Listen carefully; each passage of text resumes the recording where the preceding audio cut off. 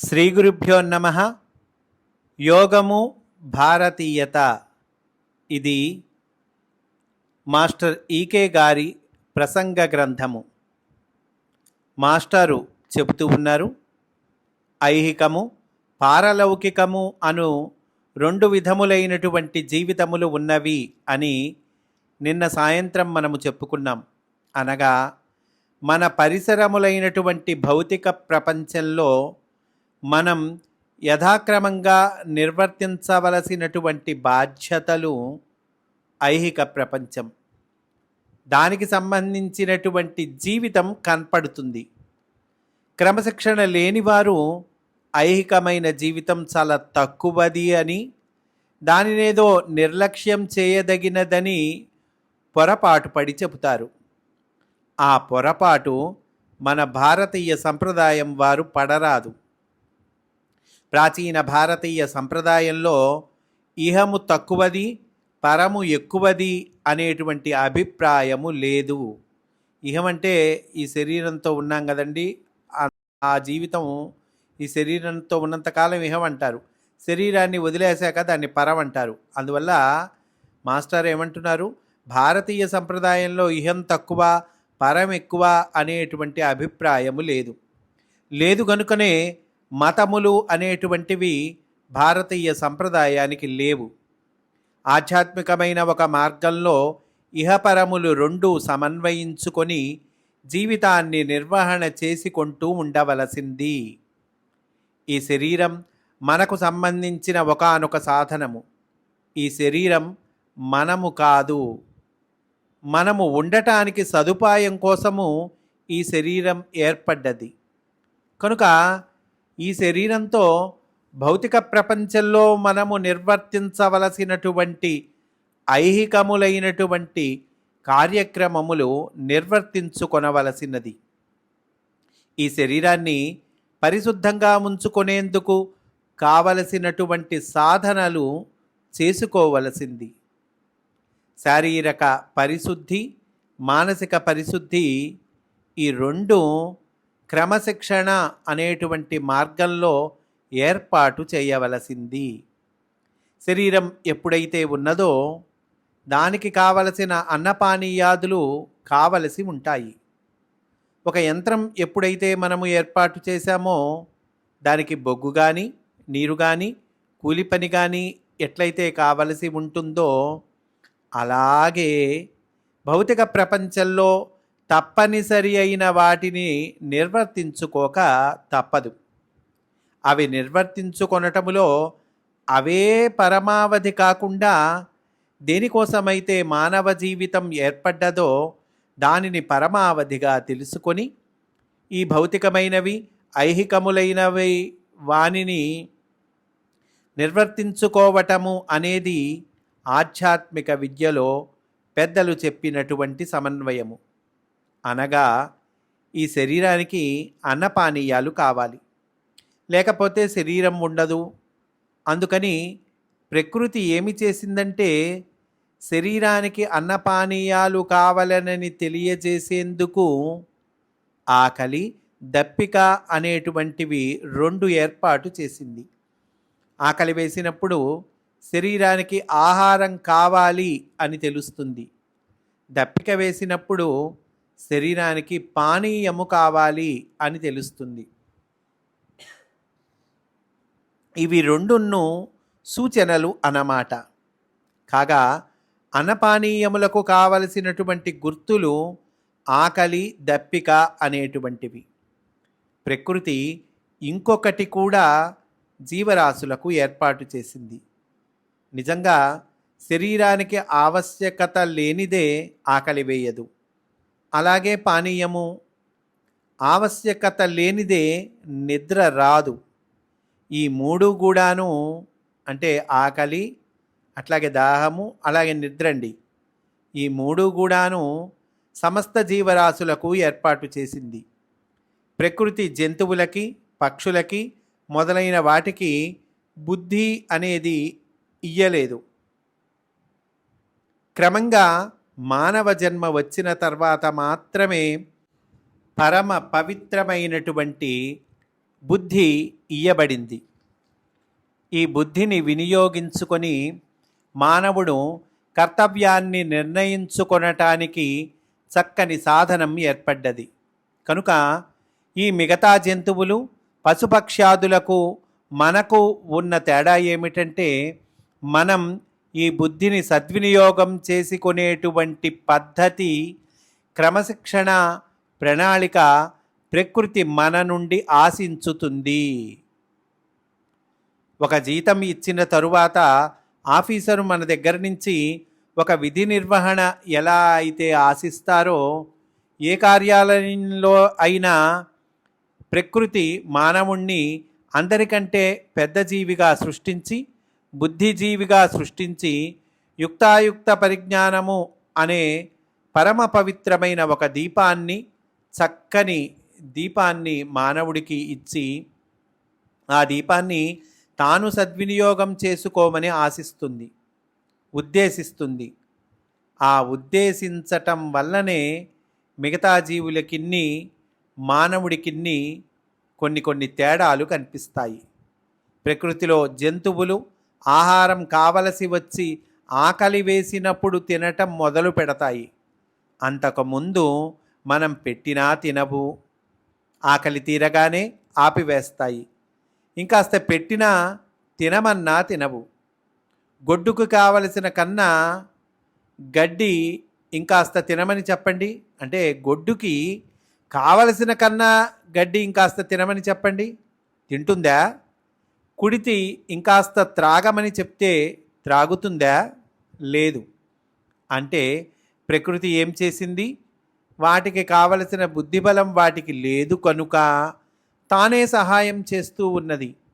ఎంతవరకు తినాలి, ఎక్కడ ఆపాలి, ఎంతవరకు పానీయం తీసుకోవాలి, ఎక్కడ ఆపాలి, నిద్ర ఎప్పుడు పోవాలి, నిద్ర నుండి మెలకువ ఎప్పుడు రావాలి, తరువాత కామము, దాంపత్యము ఏ ఋతువునందు చెరించాలి, ఎప్పుడు ఆపాలి, ఇవన్నీ తానే నడుపుతుంది.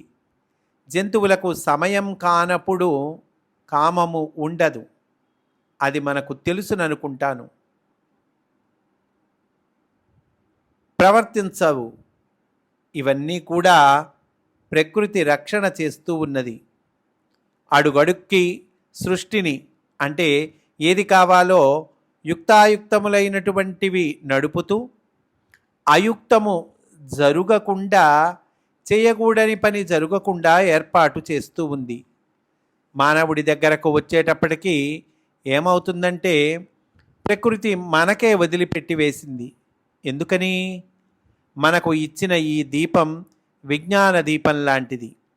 వివేకము అనేది, బుద్ధి అనేది, విజ్ఞానము అనేది ఈ దీపం అలాంటిది కనుక మనకు ఈ బుద్ధి అనే దీపం ప్రకృతి ఇయ్యటం జరిగింది. ఈ దీపం ఇచ్చి, ఇక్కడ చదువుకోరా నాయనా అబ్బాయి అని అన్నప్పుడు మనం చదువుకుంటామని ఎట్లయితే ఆశిస్తారో, లేదా కొన్ని సాంకేతిక పరికరాలు ఇచ్చి ఆఫీసులో నీవు ఈ విభాగము పనిచేయి అని అప్పచెప్పుతారో, అలాగా ప్రకృతి మనకు అప్పచెప్పినదన్నమాట. ఈ అప్పచెప్పినప్పుడు కొంచెం ఎక్కువ తినకుండా, తక్కువ తినకుండా మనమే చూసుకోవాలి. ప్రకృతి చూడదు. మానవ జన్మకున్న భేదము అదన్నమాట. మిగతా జన్మల కన్నా ఎక్కడన్నా పెళ్ళిళ్ళు జరుగుతుంటే మనము భోజనము చేసిన తరువాత మళ్ళీ అక్కడ భోజనం చెయ్యమంటారు. లేదా విందు భోజనములు జరుగుతూ ఉంటే, స్నేహితులు ఎవరన్నా బదిలీ అయి వెళ్ళిపోతూ ఉంటే, లేదా క్రొత్త స్నేహితులు బదిలీ అయి మన ఊరు వచ్చినట్లయితే మనకి మీరు కూడా రండి అనగా, నాకు ఈ పూట ఆకలి వేయటం లేదు, ఒంట్లో బాగాలేదు అని అంటే, లేదా నేను భోజనము చేశాను అని అంటే, అలా అనకూడదు. నలుగురు ఇక్కడ చేరుతున్నారు, మీరు కూడా దీంట్లో సదుపాయం కొద్దీ అనేటప్పటికీ మానవుడు ఏం చేస్తాడు? ఇంకొక ముద్ద ఎక్కువ తింటాడు, ఆహారం బాగుంది అని. లేదంటే ఇంకాస్త తినండి అని ఎవరైనా బలవంతం చేస్తే ఇంకాస్త తింటాడు. ఏదో ఒక మాట తిన్న తర్వాత చాలా మంచి అత్యావశ్యకమైనటువంటి అవకాశం ఉన్నట్లయితే ఏదన్నా పెళ్ళిళ్ళు కార్యాలు ఖరాలు ఉంటే బాగుండదు, నలుగురితో మళ్ళీ కూర్చోండి భోజనం చేద్దామని చేసిన పరిస్థితులు ఉంటాయి. అంటే ఒక్కొక్కసారి మొహాటం కోసం, ఒక్కొక్కసారి బాగోదని అట్లా మళ్ళీ మనం తిన్న వెంటనే మళ్ళీ తింటుంటామండి.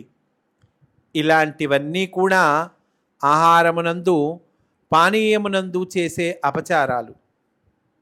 ఒక్కొక్కప్పుడు మానవుడు కొంచెం అక్కర్లేకుండా ఎక్కువ నిద్రపోవటం అనే అవకాశం ఉంది. లేదా ఒక్కొక్కప్పుడు చీట్లపేక మొదలైన కార్యక్రమములు పెట్టుకుంటే నిద్రపోవలసిన సమయంలో పోకుండా ఉండే అవకాశము కూడా ఉన్నది. అంటే కర్తవ్యం ఎప్పుడైతే మన చేతికి ఇయ్యబడ్డదో ప్రకృతి దగ్గర నుంచి, అనగా మనము అప్రమత్తతతో మెలగవలసిన స్థితి ఏర్పడింది. ప్రకృతిలోని ఒక గొప్ప విషయము ఎప్పుడొచ్చినా దానికి సంబంధించిన బాధ్యత అనేది మనకొకటి ఏర్పడుతుంది. పిల్లవాడికి ఒక వయస్సు వచ్చి పెరిగిన తరువాత డబ్బులు వాడి చేతికి ఇయ్యటం మొదలు పెట్టారనుకోండి. ఇల్లు నీవు నిర్వహించు నాయనా అన్నారనుకోండి, అతడు ఈ డబ్బులు మనకిస్తున్నారు కదా అని సంతోషపడేటువంటి అవకాశము కాదు కదా అది. అంటే అది బాధ్యత కదండి, డబ్బులు నాకు ఇస్తున్నారు అని సంతోషం పడేటువంటిది కాదు. బాధ్యతకు సంబంధించిన అవకాశం అంటే ప్రకృతిలో ఏదైనా సరే సృష్టిలో ఒక సదవకాశం మనకు కలిగిందంటే దానికి సంబంధించిన బాధ్యతలు మనకు పెరుగుతాయి. ఇది మానవుడికి ప్రకృతి మొట్టమొదటగా నేర్పినటువంటి పాఠము. ఈ బాధ్యత నిర్వర్తించకపోతే బాధ కలుగుతుంది. బాధ్యత అనేటువంటి మాటకి అర్థం అంటే నిర్వర్తించకపోతే బాధ కలిగించున్నటువంటి పరిస్థితిని బాధ్యత అంటారు. బాధ్యత అంటే ఏంటండి? నిర్వర్తించకపోతే బాధ కలిగించేటువంటిది అదండి. రెస్పాన్సిబిలిటీ అనేటువంటిది అంటే రెస్పాండ్ చెయ్యవలసినటువంటి పరిస్థితి ఉండటము. రెస్పాన్సిబిలిటీ అంటే ఇతడు సరి అయిన రెస్పాన్స్ చూపించాలి. చూపించకపోతే విఫలమవుతాడు. పిల్లవాడిగా ఉన్నప్పుడు అతడికి ఆ బాధ్యత అక్కర్లేదు. ఆ డబ్బులు వాడికి ఇవ్వరు. ఎప్పుడైతే పెత్తనం ఇచ్చారో బాధ్యత వస్తుంది. అలాగే అన్నపానీయములయందు సుఖములు మొదలైనవి అనుభవించుటయందు మానవుడికి మిగతా జీవరాశుల కన్నా ఎక్కువ అవకాశము ఇయ్యబడ్డది. అవకాశము కారణం చేత బాధ్యత కూడా ఇయ్యబడ్డది. ఈ బాధ్యతలు తెలుసుకోకపోయినట్లయితే ఇహము పరములు రెంటి జీవితం చెడిపోతుంది. దానికోసమని అధ్యాత్మ విద్య, యోగ విద్య అనేటువంటివి పెద్దలు కనిపెట్టి మనకియ్యవలసినటువంటి కారణము వచ్చింది. చాలా లక్షల సంవత్సరాల క్రిందట ఈ విద్యను కనిపెట్టిన వారు ఒక తరము నుండి ఇంకొక తరానికి ఇస్తూ వస్తూ ఉంటే అప్పటి నుండి ఇప్పటి వరకు ఈ పరమ పవిత్రమైనటువంటి విద్య వస్తూ ఉన్నది. ఒకానొక వయస్సు కానీ స్థితి కానీ కలిగేటప్పటికీ మానవునికి ఆధ్యాత్మికత మీద జిజ్ఞాస కలుగుతుంది. ఆ కలిగిన జిజ్ఞాస కారణంగా మా కర్తవ్యం ఏమిటి, మనం ఎలా ప్రవర్తించాలి, ఏ విధమైనటువంటి విధులను జీవితంలో నిర్వర్తించాలి, ఇట్లాంటివన్నీ ప్రశ్నలు వస్తాయి. ఈ వచ్చిన వానికి అతని ప్రశ్నలకు చక్కగా సమాధానం చెప్పి తెలియపరచవలసిన బాధ్యత పెద్దల యందు ఉంటుంది. పిల్లలకు పెద్దలకి ఉన్నటువంటి సంబంధము ఏమిటి? ఈ బాధ్యత నిర్వర్తించుకుండటమే. అంటే ఈ బాధ్యత నిర్వర్తిస్తూ ఉండటం అండి. పెద్దలు పిల్లలకి సరి అయినటువంటి పద్ధతిలో ఇలా నడుచుకోవాలి నాయనా అని చెప్పాలి. అది లేనందువల్ల పెరగటం కాకుండా చెడిపోవటం, ఉన్న తరువాత ఇంటి దగ్గర వాళ్ళు చెప్పినవి కాకుండా బయట చెప్పినటువంటి వాళ్ళ విషయాలు నచ్చేటట్లుగా ఏర్పాటు అవటం, తరువాత క్రమంగా విప్లవాత్మకమైనటువంటి అభిప్రాయాలు కలగటం, ఇట్లాంటి జీవితాలకు తావిస్తుంది. కొంతకాలం అయ్యేటప్పటికీ ఈ ఇంట్లో ఉన్నవాళ్ళు తనను శత్రువుగా భావించుకొని పూర్వము లేనటువంటి ఒక కృత్రిమమైన శత్రుత్వము కుటుంబానికి తనకు సంబంధించి ఏర్పాటు అవటము జరుగుతుంది. ఇలాంటిది ఎప్పుడైతే ఏర్పాటు అయ్యారో జాతి ఉండదు, జాతీయత అనేది ఉండదు. కుటుంబము లేనప్పుడు జాతి ఉండటానికి అవకాశము లేదు. కుటుంబము ఉండటము కానీ, తల్లికి బిడ్డకు ఉన్నటువంటి సంబంధము ఉండటము కానీ జాతీయత అనేటువంటి దానికి మూల కారణాలు. అంటే కుటుంబం ఉన్నప్పుడే జాతీయత అండి. జాతీయత ఉండనప్పుడు అంతర్జాతీయత అంతకంటే ఉండదు. ఒక దేశం ఇంకొక దేశం కొట్టుకొని చచ్చిపోవడం తప్ప సుఖశాంతులు ఉండవు. అంటే జాతీయతకు గాను క్రమశిక్షణ పొందినటువంటి పౌరుడు మాత్రమే అంతర్జాతీయ జీవితానికి పనికి వస్తాడు. అంటే ఇంట్లో ఎలా ప్రవర్తించాలో తెలిసినటువంటి వాడు బయటకు వెడితే, ఇంకొకళ్ళ ఇంటికి వెడితే ఎలా ప్రవర్తించాలో తెలుస్తుంది కానీ లేకపోతే తెలియదు. కనుక ఇన్నిటికీ మూలము అయినటువంటిది అధ్యాత్మ విద్య లేక యోగ విద్య. మెలుగుట, ప్రవర్తించుట, దానికి సంబంధించి తెలుసుకొనేటువంటి విద్య. ఈ విద్యలో మనకు ముఖ్యంగా తెలియచేసేది యుక్తాయుక్త పరిజ్ఞానము. భౌతిక జీవితమునందు మన బాధ్యతలు, ఆహారము ఏ విధంగా తీసుకోవాలి, ఎంత తీసుకోవాలి, ఎప్పుడు తీసుకోవాలి, ఏమి తినకూడదు, ఏమి తినవచ్చు, ఎలా తినవచ్చు, మిగతా పనులు కూడా మనకు కావలసినటువంటివి ఏ విధంగా చేసుకోవాలి, శరీరానికి శుచిత్వము, మనస్సుకు శుచిత్వము, ఎలా అభ్యాసం చెయ్యాలి, దినచర్య, రోజు స్నానం చెయ్యటం, దీనిని గురించి ఇంతగా చెబుతున్నారేమని మీరు అనవచ్చు. మాస్టర్ అంటున్నారండి, ఏంటి ఇంతగా చెప్తున్నారు అని మీరు అనవచ్చు. కొన్ని దేశాలకు మనం వెళ్ళి చూస్తే, ఆ తెల్లవాళ్ల దేశాలకి మనం వెళ్ళి చూస్తే ఈ క్రమశిక్షణ తల్లిదండ్రులు పిల్లలకు చెప్పనటువంటి తరములతో పెరిగినటువంటి కుటుంబములే ఎక్కువగా కనిపిస్తాయి.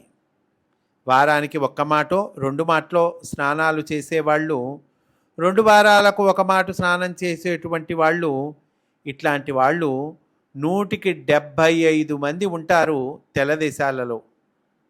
ముఖము కడుక్కుంటాము మొదలైనటువంటి ఆవశ్యకత తెలియనటువంటి వాళ్ళు కనిపిస్తారు.